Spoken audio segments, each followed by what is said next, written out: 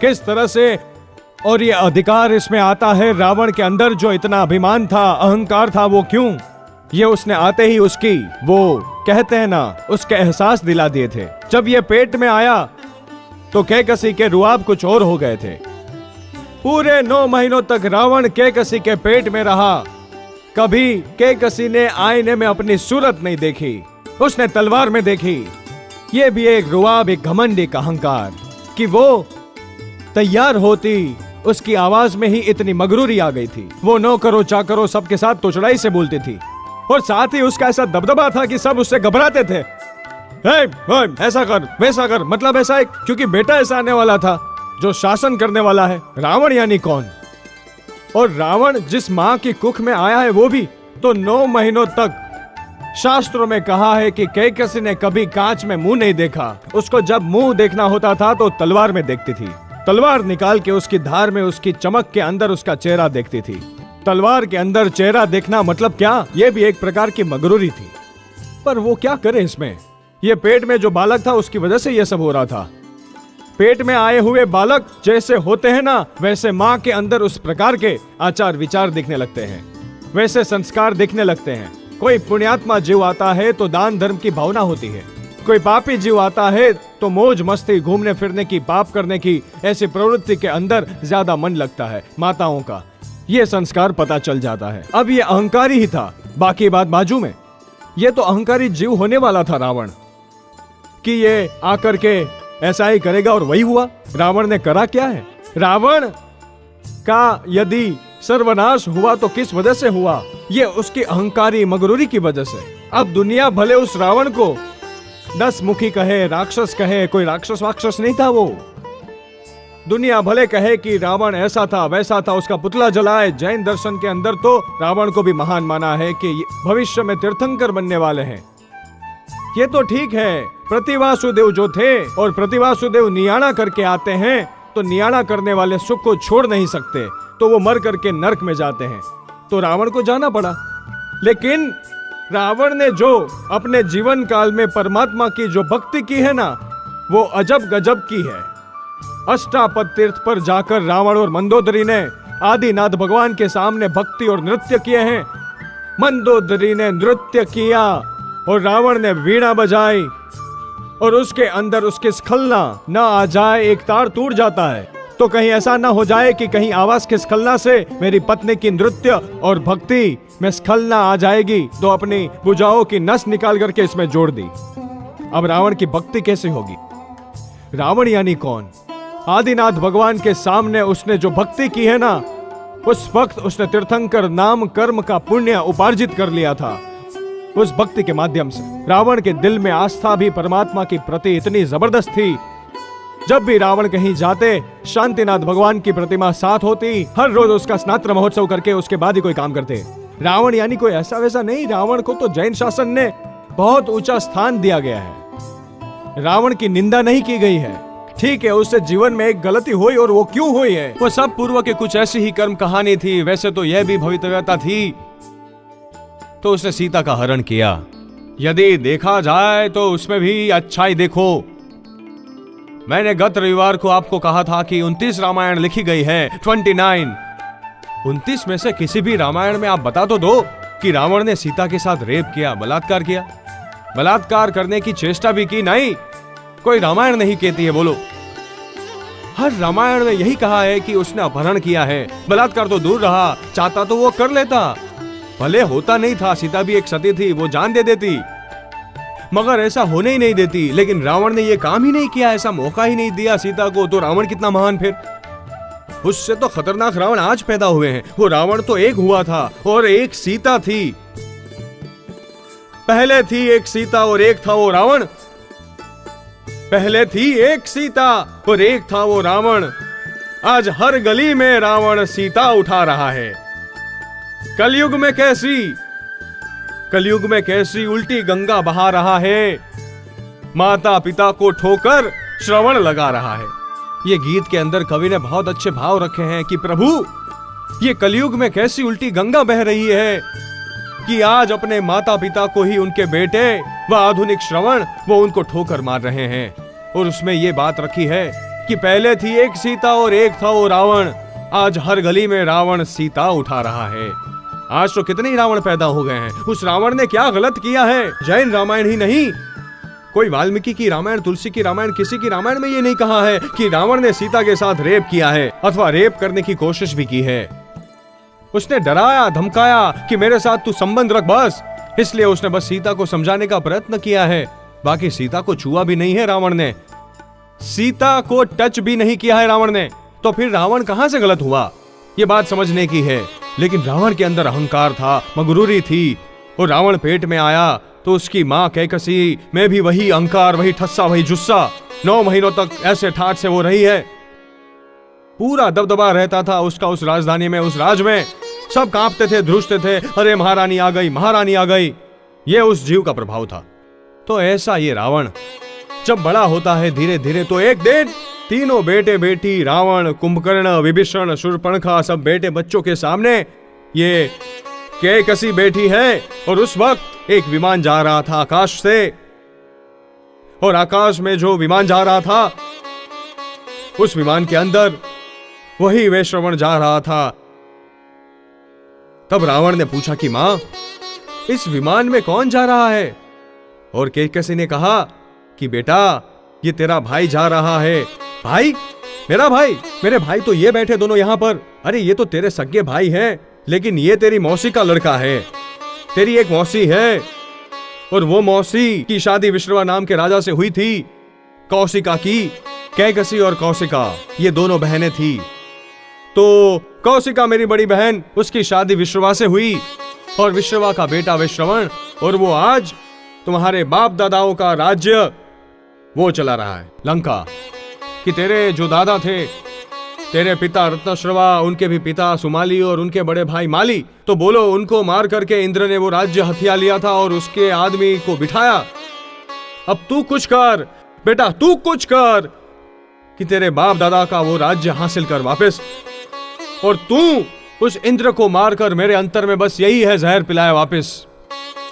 जैन कुल के अंदर इस प्रकार के जहर पिलाने की बात ही नहीं है, लेकिन कभी ये बदले की भावनाएं इस प्रकार से काम करवा देती है। छोटे बच्चे तो एकदम ब्लैंक पेपर होते हैं वो तो, और उनके अंदर भी ये भावना भर देना बदले की। रावण तो वैसे मगरूरी से भरा हुआ था, उसके अंदर अधूरे में पूरा मां कैकसी ने ये भावना भर दी कि बेटा, मुझे तो शांति तभी मिलेगी कि जब तू उस इंद्र को मार और इस वैश्रवण को भी खत्म कर, तेरे भाई को, और वो राज्य तू वापस ले। तू ऐसा कुछ कर। अब इसके लिए क्या करना है? अभी तो छोटे हैं, किशोर हैं, और उनके सामने कैकसी ने ये बात रख दी। रावण का तो खून खोल उठता है कि मां, इस वैश्रवण के बुरे हाल में नहीं करूं और उस इंद्र को भी रण में रख डोलूं नहीं, तो मेरा नाम भी दशानंद नहीं। तब तो दशानंद ही था। रावण तो बहुत बाद में बनता है, और वो मैं आपको बताऊं रावण का नाम कैसे पड़ता है। बहुत रोमांचक बात है वो भी। रावण रावण बने कितना भी, पर उसको भी रुलाने वाला कौन था? रावण को डराने वाला लक्ष्मण। और ये राम जी तो बाद में आते हैं, पर उसके पहले भी बहुत किस्से हैं। बहुत ही रोमांचक कथा है रावण की। तो इसके अंदर ये रावण के सामने कसम खा लेता है कि मां, आप घबराओ मत, चिंता मत करो, मैं अपने पिता का राज्य वापस लूंगा, और ये इंद्र कौन है उसको भी देख लूंगा, ये वैश्रवण कौन है उसको भी देख लूंगा। अब इसके लिए रावण क्या करता है? तो उसके लिए वही बात, विद्या साधो, सिद्धि हासिल करो और उसके लिए साधना करो। तो ये रावण कौन सी साधना करता है, कैसी विद्याएं हासिल करता है, और कितनी शक्तियां हासिल करता है। और उस शक्तियों के बाद में फिर ये रावण, विभीषण और कुंभकर्ण के बीच में एक बहन हुई, वो शूर्पणखा, चंद्रनखा। अब क्या होता है कि ये धीरे धीरे बड़े होते हैं। अभी बड़े होते हैं, किशोर वय में आए, तो एक दिन माता के साथ ये चारों भाई बहन बैठे हुए हैं, खेल रहे हैं, इधर उधर की बातें कर रहे हैं और आकाश के अंदर एक बहुत ही वैभवशाली विमान देखा। उसके साथ में जैसे कोई बड़े लोग जाते हैं ना, अभी अमेरिका के राष्ट्रपति भारत आए तो कभी एक विमान में आते हैं क्या? उनके साथ में तो फिर कितने ही विमान आएंगे। या कोई बड़े नेता, मिनिस्टर हैं या मुख्यमंत्री या प्रधानमंत्री भी कहीं जाएंगे तो उनके साथ गाड़ियों का काफिला कितना ही जाता है। तो वैश्रवण उस वक्त लंका का अधिपति बन बैठा था और वैश्रवण का विमान निकल रहा था। कितने ही विमान उसके साथ जा रहे थे, जय जयकार रहे थे, नारे चल रहे थे उसके। और रावण ने पूछ लिया कि मां ये कौन है? तब मां ने कहा बेटा ये तेरा भाई है, ये तेरा मसीहाई भाई है, क्योंकि वैश्रवण की मां कौशिका और ये कैकसी दोनों सगी बहनें हैं। कौशिका की शादी हुई थी विश्रव नाम के विद्याधर के साथ और ये वैश्रवण उसका बेटा था, लंका का राजा था। और इधर कैकसी की शादी हुई थी रत्नश्रवा से, दोनों सगी बहनें। कैकसी ने बताया बेटा ये तो है तेरा भाई, इसकी मां मेरी सगी बड़ी बहन है, लेकिन इसने अपने बाप दादा का राज्य पड़ा लिया है और मुझे तो शांति तभी मिलेगी कि मैं यही राह देख रही हूं कि तुम बड़े होकर के अपना राज्य वापस लो। रावण को उसी वक्त रोष आ जाता है, गुस्सा आ जाता है कि मां मैं अभी जाता हूं। मां ने कहा बेटा अभी नहीं, इतनी जल्दी मत कर, अभी तुम बच्चे हो, थोड़ा समय लो, राह देखो। फिर उनको एक विचार आया कि अभी हम कर तो सब सकते हैं, अभी भी हम जा सकते हैं, लेकिन इसके लिए जो पूर्वजों में जो एक परंपरा चली आई है कि महान कार्य करने से पहले कुछ साधना करो। तो चूंकि साधना के लिए तीनों भाई जाते हैं भीमारण्य खंड के अंदर, मतलब जंगल में। रावण तैयार हो जाता है, कुंभकर्ण और विभीषण भी तैयार हो जाते हैं। ये भीमारण्य में जाते हैं। भीमारण्य मतलब बहुत लंका से बहुत बाहर, बहुत दूर की तरफ, एकदम बियाबान जंगल, जहां नो मैन फील्ड, कोई इंसान नहीं दिखे। वहां पर चारों तरफ जंगल ही जंगल, सिवाय उस जंगल के अंदर जंगली पशुओं के चित्कार और भयंकर डरावनी आवाजों के सिवाय कुछ सुनने और देखने को नहीं मिले। और वहां अलग अलग जगह पसंद कर लेते हैं और अपनी साधना शुरू कर लेते हैं। अष्टाक्षरी जाप होता है, सोलाक्षरी जाप होता है। इन जाप का विधान शास्त्रों में आता है। ये सब दैवीय साधनाएं होती हैं। इसके अंदर कष्ट भी बहुत आते हैं। ये सिद्धियां तभी मिल सकती है जब उसमें कोई अटल रहे, बिल्कुल पर्वत की तरह अचल स्थिर रहे, जरा भी डगमगाए तो खत्म मामला। तीनों भाइयों की साधना शुरू हो गई। अब इसके जो अधिष्ठायक देव वगैरह रहते हैं वो बहुत आकर के उपसर्ग करते, डराते हैं, धमकाते हैं। जम्बू द्वीप का एक अधिष्ठायक देव है अनाद्रुत नाम का। अब वो अनाद्रुत देव भी आकर के इनको इनकी साधना से चलित करने का बहुत प्रयास करता है, लेकिन तीनों भाई बिल्कुल अपने ध्यान में स्थिर रहते हैं। हाथी, भालू, रीछ या शेर वगैरह सब की डरावनी आवाजें, कई प्रकार की परेशानियां आती हैं इनको, लेकिन वो सब समझ गए कुछ भी हो जाए, डू और डाई, बस करेंगे या मरेंगे हम तो। ये जाप सिद्ध किए बिना तो हम यहां से चलने वाले नहीं हैं। तीनों ने बिल्कुल फैसला कर लिया था और उनमें सत्व भी था। अपने जैसे नहीं है कि जैसे ही हम प्रतिक्रमण के बीच में काउटसक करें, 1 या 2 लोगस या 4 लोगस और एक मच्छर बैठ जाए या चींटी चढ़ जाए तो काउटसक वही रह जाता है अपना। संवत्सरी के दिन का प्रतिक्रमण 40 लोगस का काउटसक करना हो, 4 लोगस में भी एक मकोड़ा चढ़ गया, एक मच्छर बैठ गया कि वो वही अप्पाणम वो सिरामी की जगह वापस 40 लोगस की जगह 4 ही लोगस करके काउटसक पूरा हिलने लग जाएंगे, हाथ पैर हिलाने लग जाएंगे।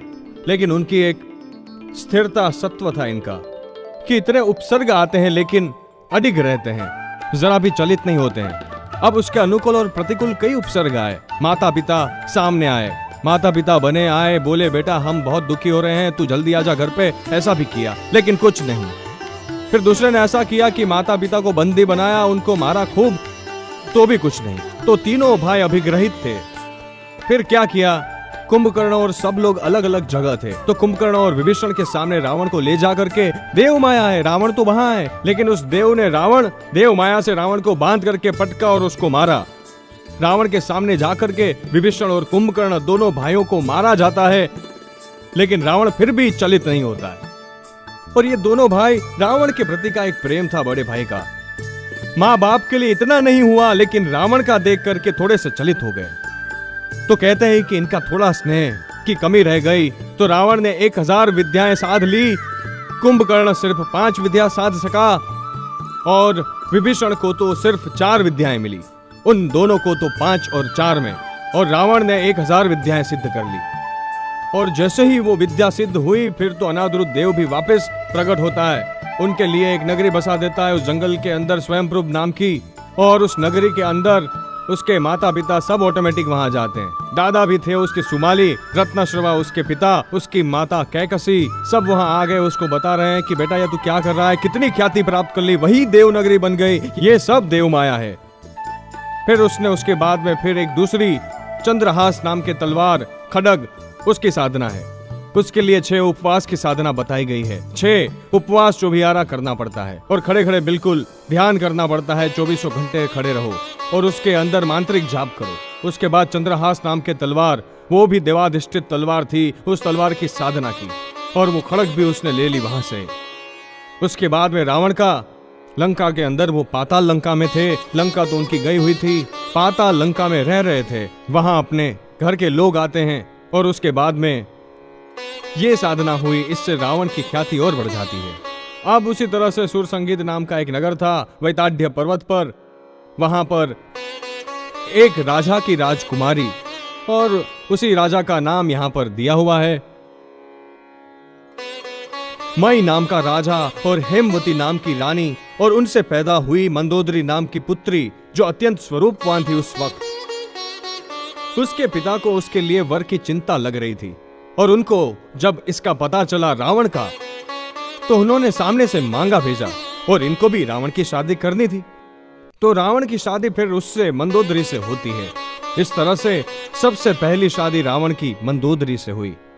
मंदोदरी की शादी के बाद फिर एक बार, मंदोदरी की शादी के बाद रावण फिर एक बार कहीं अकेला एक विमान के अंदर, क्योंकि ये तो विमान में घूमते रहते थे, विद्याधर पुरुष थे, विद्याएं उनके पास थी, आकाश के अंदर उड्डयन करते रहते थे। तो एक बार मेघरव नाम के पर्वत पर रावण चला जाता है, जो कि बहुत ऊंचा पर्वत है। अब मेघरव नाम के पर्वत पर घूमते घूमते चारों तरफ कुदरती सौंदर्य का आनंद ले रहा है, और उसमें ऐसा स्पॉट आता है कि जहां पर पद्मावती, यशोवती वगैरह ऐसी 6000 विद्याधर राजकुमारियां वो क्रीड़ा करने के लिए, घूमने के लिए आई हुई थी। अब वो आई हुई थी, रावण ने इनको देखा, उन्होंने सबने रावण को देखा, और वापस उन दोनों की नजरें मिली, उन सभी की, और 6000 राजकुमारियां सब रावण के ऊपर आसक्त हो गई, मोहित हो गई। रावण ने वहीं उन 6000 के साथ में फिर गांधर्व विधि से वहीं पर विवाह किया। इस तरह से 6000 कन्याओं को लेकर के रावण फिर अपनी मां के पास आता है। मां के तो आश्चर्य का ठिकाना नहीं रहता है, अरे कि एक मंदोदरी थी और अब दूसरी 6000 बहनें आ गई घर में। ये सब उस वक्त की घटना है। राजाओं का तो वैसे उस वक्त बहु पत्नी उनका होता था, लेकिन इनका चक्रवर्ती की तो 64,000 होती थी।